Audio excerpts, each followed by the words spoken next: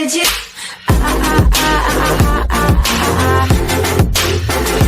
Anything you want. Christine Lagarde and the IMF, are they really proposing a new global digital currency? If you have not followed this topic for any length of time, it may appear that we have a bold new initiative from the IMF. But do we? Here's some insight by Ari White FEV from our White House. The short answer is no. At least not anytime soon. The IMF releases his new study and the prospects for central bank digital currencies (CBDCs), and Managing Director Christine Lagarde offered her thoughts on the subject in this recent speech. Below are a few excerpts from each and then a few added comments. From the speech by Managing Director Lagarde, in this context, I would like to do three things this morning. First, frame the issue in terms of the changing nature of money and the fintech revolution.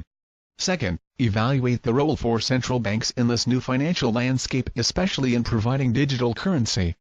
Third, look at some downsides, and consider how they can be minimized. Conclusion. Let me conclude.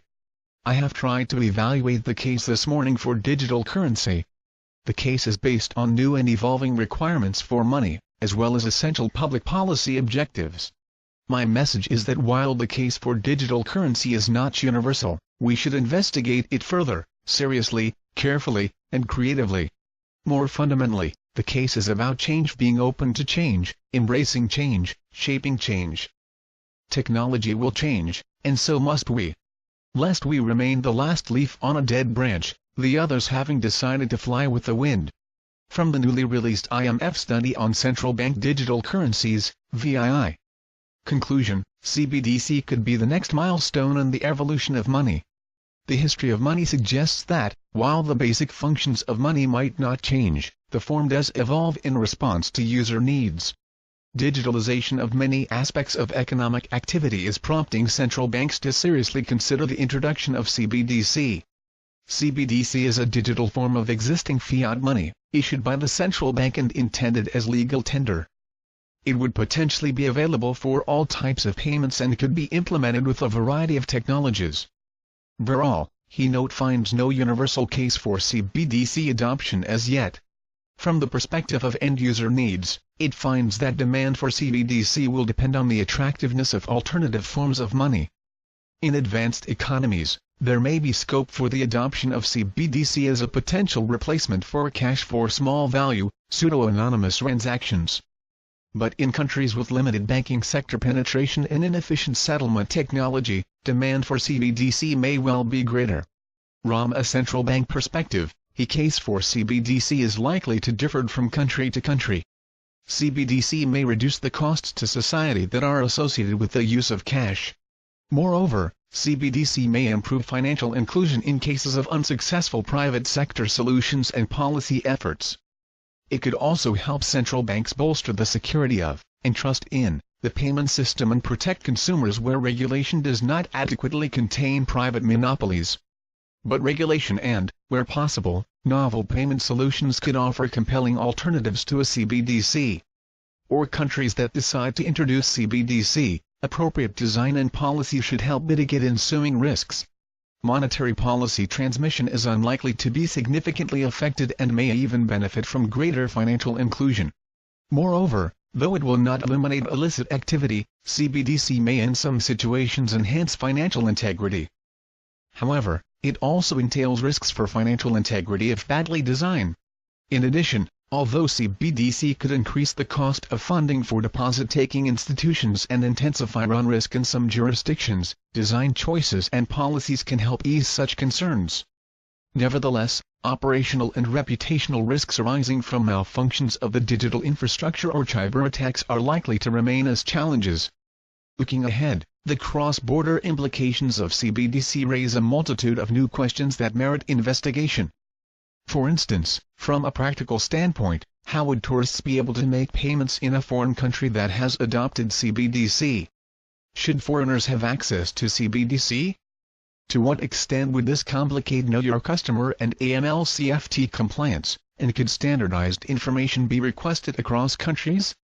Would access to CBDC in a reserve currency such as e-dollars facilitate currency substitution in countries that have weak institutions? and to what extent might safe haven flows be encouraged, potentially draining resources from countries that face banking, sovereign, or currency crises. Finally, if CBDC were used for cross-border transactions, how might central banks be required to cooperate? Would they absorb some of the functions of correspondent banks and thus take on additional liquidity, credit, and foreign exchange rate risk, or might tokens be created for cross-border payments among particular central banks, commercial banks, or firms? A search on CBDC should proceed resolutely given that the questions to be explored are deep and difficult and have far-reaching implications. My added comments: first glance, if you have not followed this topic for any length of time, it may appear that we have a bold new initiative from the IMF endorsing the use of central bank digital currencies within nations at first and later perhaps a new digital global reserve currency. Director Lagarde sounds somewhat like an enthusiastic supporter of the concept in her speech. However, this is a topic we have covered here almost absurdly in depth. We even asked out the idea of some kind of new digital global reserve currency that everyone might use on their cell phone a long time ago on this blog. Even before that he explored the idea of using the SDR for something like that. So this is not new ground here.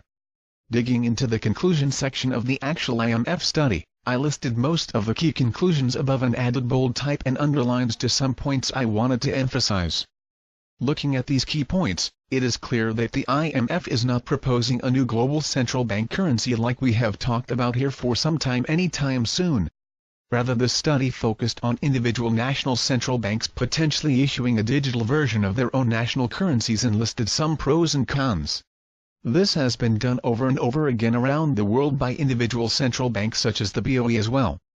The concept clearly gets a lot of attention and study, but nothing in these studies ever suggests that any major central bank is close to moving forward with actually implementing the idea. And it seems pretty clear from this new study that the IMF sees that is having to take place first before any kind of new global digital currency like an ESDR for example might be considered. The study does go on to list a number of problems and challenges to the idea that still have to be overcome as well. None of this suggests to me that we are on the verge of anything like this happening soon. Clearly, the idea exists and has not been abandoned. But nothing in this new report suggests any further progress toward actual implementation has been made. The final words of the conclusion are, a search on CBDC should proceed resolutely given that the questions to be explored are deep and difficult and have far-reaching implications. Does that sound like a new digital global reserve currency is just around the corner? So I view this new study as just more of the same with no new information of substance provided from what we have already covered here in depth. But you can read through the entire IMF study to see if you agree or disagree with my conclusion on that.